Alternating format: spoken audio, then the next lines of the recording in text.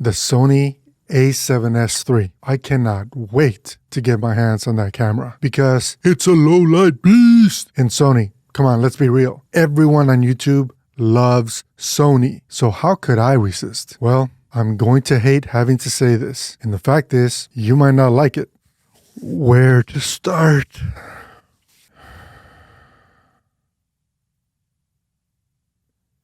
Let's just go with it and dive head first. And by the way, this is not the time where you will want to skip this video or just not watch it at all or go do something else. You'll want to hang in there. Hear me out. Let me know if you think that I'm making a mistake or if you actually agree with me. Because today we are talking about the 5 reasons why I'm choosing the Canon C70 over the Sony a7S III. So hang on to your popcorn or hang on to your beverage and buckle up because this is going to be a bumpy ride.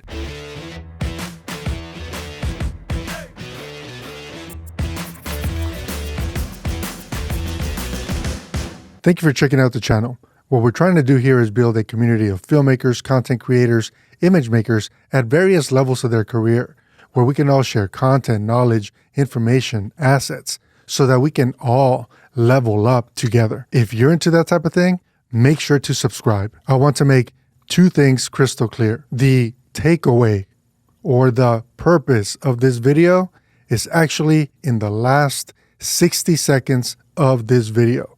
So if you do nothing else, make sure you watch that because that is the reason why I'm making this video. Second point is actually just as important. Everything that I'm going to say is my opinion, my feelings that fits into the type of shooting and the type of work that I'm paid to deliver. I'm not trying to influence you. I'm not trying to change your mind. And I'm not trying to tell you that you're making a bad decision. In the end, we have to choose the tools that allow us to thrive. And that is why you should take everything that I say in this video or any of my videos as commentary, opinion, and entertainment. So let's dive in to the 5 reasons why it is that I'm choosing the Canon C70 over the Sony a7S III. Coming in at number 5, sensor size. It's weird, right?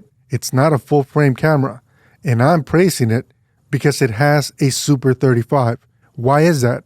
Because the Super 35 size sensor gives us access to an incredible amount of lenses, and many of them at highly affordable prices.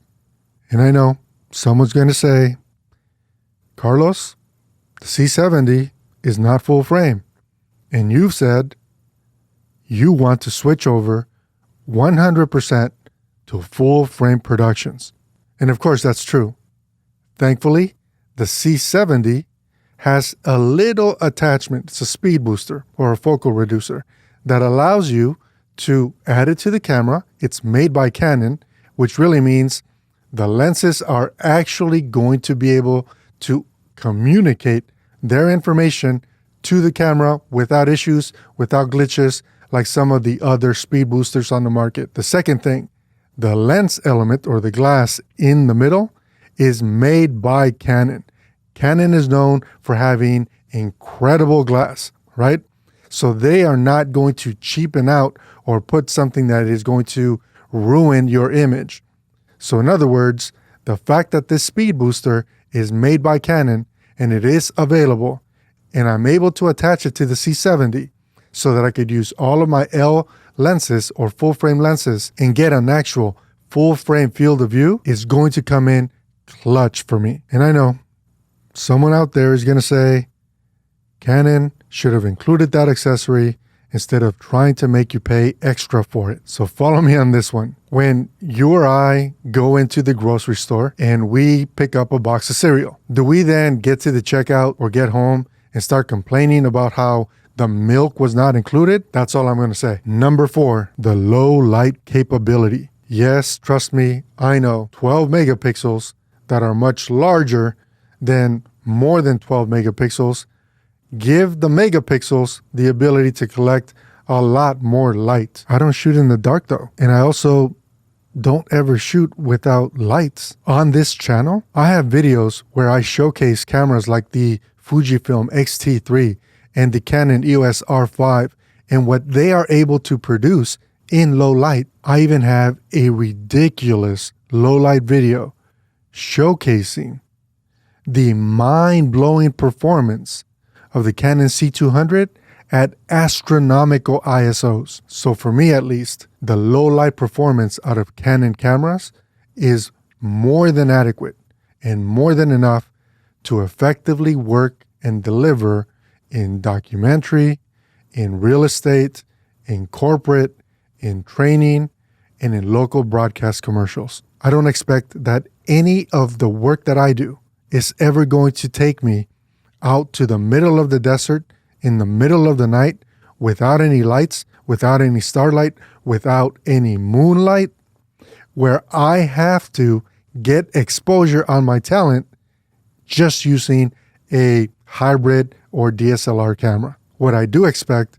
is that the low light performance on the Canon C70 is going to be very similar to other cinema line of cameras from Canon. And rounding the corner at number 3, the price. For that $5,500, we get a baby C300 Mark III. Why am I saying that? Because the sensor on the Canon C70 is the exact same sensor as the Canon C300 Mark III. Coming in at number 2, and this one means a lot to me, and it is very, very important to me. No RAW. I know it seems blasphemous that I just said no RAW, but that is a huge thing for me at this point. I'll tell you what, before I purchased the Canon C500 Mark II, RAW and RAW workflows is where I wanted to spend all of my time. The main reason is that I owned a red helium, right? 8K helium. If I want to get every ounce out of that camera and that sensor, I only have one option. I have to shoot and capture in red code RAW. If I do anything other than that, I am not getting all of the benefits of that camera system. So let's fast forward to when I bought the C500 Mark II and I try out RAW and I really like it. I enjoy it. It's a nice workflow. It's super fast. All of my computers can do it. I'm enjoying it. And then I try capturing internally in 4K in the non-RAW format. And I fell in love with it. And why is that? A RAW workflow requires a tremendous amount of work and massaging in post. That generally adds time to the project. And what would seem like a simple task, such as denoising or dealing with noise on a project, when that project is 6 or 7 or 8 hours long, and I captured it all in 8K, I could spend an entire weekend rendering that project. And by an entire weekend, I mean I start on a Friday afternoon and I finish on a Monday morning. What does that actually mean? It means it eats into my profit. And because I'm coin operated, I want to keep as much of that profit in-house instead of tying up resources, tying up people, and not being able to continue to work so I can continue to make money. And I should make a point. On the C500 Mark II, when I capture in 4K, so it's oversampled, right, from the 6K sensor, I am not giving up any image quality. So the Canon image processing is doing all of the heavy lifting in camera for me. And I expect that it will work similar on the C70. And yes, I know there are people who are going to want that extra layer of security that comes with RAW. And the Sony a7S III is going to give you the ability to output RAW through their HDMI cable. Of course, that means you need to buy an Atomos recorder. Let's not talk about how much that's going to set you back though. Atomos recorders, generally speaking, they're great. That is, until you start seeing that little kangaroo symbol pop up on your screen. You know what that means, right? Oh yeah, you dropped some frames. And yes, it probably ruined your take. Another possible problem with Atomos recorders, one that has happened to me, is that the fan gets loud enough to where it ruins my audio. And if it doesn't completely ruin my audio, it adds another step in post-production to clean up the fan noise that made it into my audio. But the worst possible scenario when it comes to using an Atomos external recorder is when the Atomos external recorder decides to overheat. But you don't really need to worry about that because it will give you a bit of a warning. As you're recording, you're going to start seeing that little kangaroo pop up more and more often. And eventually, the recorder just shuts down. When you power it back up, it'll run and record maybe for 10 or 15 seconds, and then the kangaroo pops up again.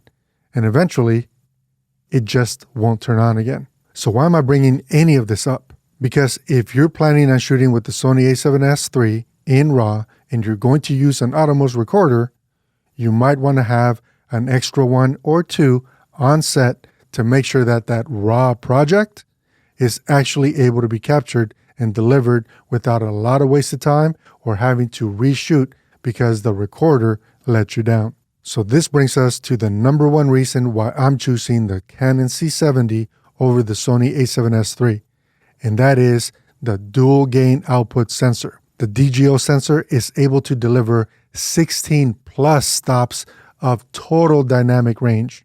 I'm the type of person that will choose dynamic range over sensor size and resolution 10 out of 10 times. This DGO technology is similar to another brand that you may have heard of, Arri. As a Canon C500 Mark II owner and operator, I can confidently tell you that it is my opinion that this DGO sensor that they're using on the C300 Mark III and the C70 is the best sensor to ever make it into a Canon camera, period. So I am very excited about adding the Canon C70 into my camera lineup. And these are the 5 reasons why it is that I'm choosing the Canon C70 over the Sony a7S III. Make sure that you leave a comment below and let me know what your thoughts are on the C70 versus Sony a7S III. I'm curious. So here's the takeaway. Cameras do not get us more clients. Cameras do not get us more work. Cameras are tools that we can leverage to fine-tune our workflows, fine-tune what it is that we're delivering for clients in a way that allows us to be successful at building our own business. It's that simple. Choose the right camera for the right shot or the right project or whatever it is that you are doing. Until next time, I'm Carlos with Media on Cue. Stay well, stay safe, and I will catch you guys on the next one. Take care.